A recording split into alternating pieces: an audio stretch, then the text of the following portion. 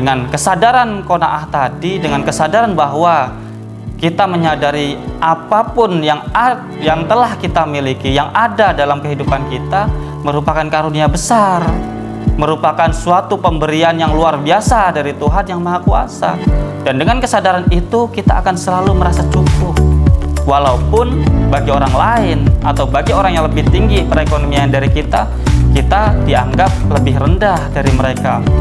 Namun dengan kesadaran jiwa, hati, dan pikiran yang menyadari bahwa segala yang kita miliki saat ini merupakan suatu karunia dari Yang Maha Kuasa, suatu karunia besar, suatu pemberian yang luar biasa dari Tuhan yang Maha Kuasa, perasaan-perasaan itu menjadikan kita lebih akan mampu bahagia menjalani kehidupan ini dengan begitu indahnya, dengan begitu bersahajanya, dengan begitu baiknya.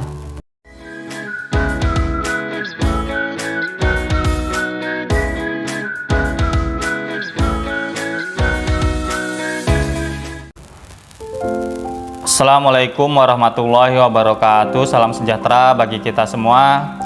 Teman-temanku dimanapun kalian berada, semoga pada kesempatan kali ini kalian semua dalam keadaan sehat walafiat, dalam keadaan lancar aktivitas pekerjaan maupun hari-harinya. Dan semoga kita semua senantiasa diberikan perlindungan, keberkahan, kelancaran oleh Tuhan yang Maha Kuasa, Allah Subhanahu wa Ta'ala, yang kita ini telah melalui tahun-tahun 2022, kemudian sekarang menginjak pada tahun baru yaitu tahun 2023. Semoga tahun yang akan kita lalui ini menjadi tahun yang baik, yang menjadikan kita semakin mampu menjalani kehidupan ini dengan semakin produktif dan semakin baik dari hari ke hari. Pada kesempatan kali ini saya akan membahas suatu ungkapan, suatu kata-kata, mungkin suatu pedoman hidup, suatu kata-kata bijak dari seorang tokoh yang dianggap seorang arif, seorang yang bijaksana di masanya. Begitu amat terkemuka, begitu amat masyhur namanya, sehingga nama beliau dan kata-kata beliau terabadikan di salah satu kitab kuning yang biasa dipelajari di pondok-pondok pesantren, yaitu ungkapan dari seorang arif yang bernama Syekh Zaid Al-Affaf. Tentang apa dan bagaimana dan ungkapan apa yang beliau katakan, mari kita bahas dalam segmen Pepatah Hati, perkataan, kata-kata, dan bisitan dalam hati, merenungi kehidupan dan berbagai hal yang terjadi dalam kehidupan ini. Pada masanya, Syekh Zaid Al-Affaf merupakan suatu orang yang dianggap soleh, dianggap alim, yang kemudian juga dianggap seorang yang bijaksana, seorang yang arif.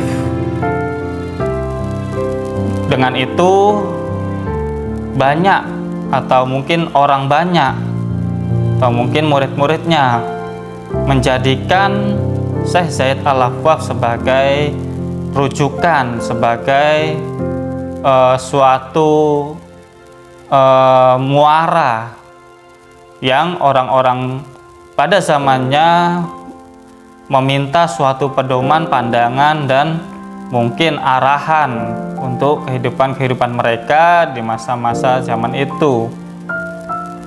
Kemudian ada suatu kata yang akan kita bahas pada kesempatan kali ini, yaitu kata-kata beliau Syekh Zaid Al-Affaf tentang kebahagiaan, tentang hidup yang bahagia. Sejatinya hidup itu seperti apa yang bahagia. Dan ini suatu pengalaman beliau ketika beliau mencari kebahagiaan dalam hidup. Beliau berkata dalam bahasa Arab ya tentunya, karena beliau tinggal di Jazirah Arab sana, dulu masih belum berbentuk negara ya, dulu masih Timur Tengah dari sana, yaitu ungkapan yang berbunyi, yang berkata beliau itu, Tolabtul ghina fil mal fa akhtatu wa wajadtu fil qanaah. Yang berarti aku mencari kebahagiaan di dalam harta, tidak kutemukan, namun kutemukan kebahagiaan itu di dalam qanaah. Ini suatu arahan, suatu pengalaman, suatu experience. Kalau kemarin kita membahas tentang pengalaman adalah suatu bekal yang penting, ini adalah suatu pengalaman dari orang-orang terdahulu, yaitu beliau Syekh Said Al-Affaf, tentang pengalaman beliau mencari kebahagiaan dalam hidup. Beliau pernah mencari itu. Di manakah letak kebahagiaan itu, kebahagiaan hidup itu sebenarnya? Mungkin orang umum ketika zamannya, sampai mungkin kita ya pada zaman ini, apalagi zaman ini gitu kan, berbagai macam fenomena flexing, berbagai macam fenomena-fenomena yang sering kita lihat di layar HP dan di layar kaca kita, betapa orang itu semakin pede untuk menunjukkan kemapanannya, menunjukkan pencapaiannya tentang materi. Begitu juga dengan beliau yang saat itu mencari kebahagiaan. Apakah kebahagiaan itu terletak di harta? Kemudian beliau dengan begitu gigih dan keras mencari harta itu, karena bagi beliau sebelumnya, sebelum memiliki pedoman ini, dan bagi orang-orang umum tentunya, harta merupakan adalah sumber kebahagiaan. Kemudian beliau mendapatkan itu, beliau menjadi orang yang mapan. Namun kemudian di kebermapanan beliau itu, di kebermapanan hidup beliau di sisi materi itu, ternyata beliau juga tidak menemukan suatu kebahagiaan dalam kehidupan. Dan ini sangat relate, sangat berbanding lurus dengan pengalaman-pengalaman orang-orang zaman sekarang yang mungkin pernah kita lihat, yang mungkin pernah kita saksikan langsung, betapa artis-artis, betapa mungkin selebritis-selebritis di negeri kita saat ini yang pernah malah terjerat kasus narkoba di saat ibaratnya itu perekonomiannya, karirnya dalam keadaan puncak-puncaknya. Bahkan ada orang-orang yang begitu kaya di negeri kita yang mungkin menjadi suatu tokoh atau suatu pemimpin dari suatu daerah, mungkin dari mana, mungkin kemarin itu yang terakhir kan suatu gubernur dari Indonesia Timur sana terjerat ibaratnya terdapati kalah judi beratus-ratus miliar, dan sekarang diusut kan, sudah diusut di tahun lalu gitu kan. Itu mereka bukan orang-orang yang memiliki harta yang sedikit, bahkan mereka memiliki harta yang begitu berlimpahnya di atas rata-rata, tapi mereka masih mencari kesenangan lain dari harta, masih mencari kebahagiaan lain di luar harta yang mereka miliki. Mereka seakan-akan harta itu belum menjadi suatu kebahagiaan bagi mereka, sehingga mereka cenderung melakukan hal-hal yang negatif, cenderung melakukan hal-hal yang mungkin bagi kita yang belum yang belum begitu mapan, yang begitu memiliki uang yang banyak gitu kan, kok bisa seperti itu ya? Orang yang sudah berkelimangan harta malah justru mencari sampingan atau mencari pelampiasan untuk mencari kebahagiaannya di tempat yang lain, bahkan di suatu hal yang itu dilarang, diharamkan, atau suatu hal yang negatif, itu narkoba dan perjudian kan, seperti itu. Nah, Syekh Said Al-Affaf ini kemudian memberikan pedoman kepada kita. Tolabtul ghina fil mal fa akhtatu wa wajadtu fil qanaah. Saya mencari kebahagiaan di dalam harta, namun ternyata tidak saya temukan, tidak saya rasakan.